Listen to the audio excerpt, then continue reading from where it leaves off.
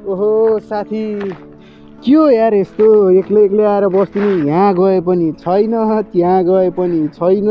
त्यस्तो होइन यार, यसो टाउको दुखिरहेको थियो अनि के गरौँ भयो, त्यही भएर यसो डिलतिर आएर बसेको यार। अलिकति शीतलो हुन्छ, अलिकति फ्रेस हुन्छ भनेर।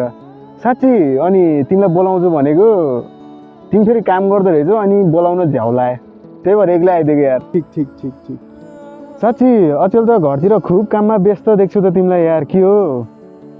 पहिला कस्तो डुल्न हिँड्थ्यौ, यताउता गर्थ्यौ, अचेल घरबाट खासै निस्किन मान्दैनौ, किन हो? ए त्यस्तो केही होइन यार, बिहान बेलुका यसो बाबाआमालाई सघाउँछ कि कहिलेकाहीँ पैसा माग्नु पर्यो नि त, त्यही भएर यसो सघाए जस्तो गर्छु, पैसा माग्न नि सजिलो हुन्छ, त्यही भएर हो।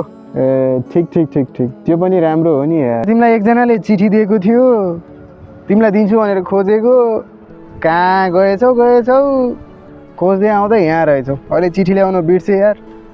तर जसै नबिर्सिकन दिनु भनेको थियो, मलाई भरे भेट है। ए मलाई अचेल यो चिठी सिठी माया पिरी मलाई यो मतलबै छैन क्या, विश्वासै लाग्दैन। जुन जोगी आयो कि कान चिरेको जस्तै त हो नि यार।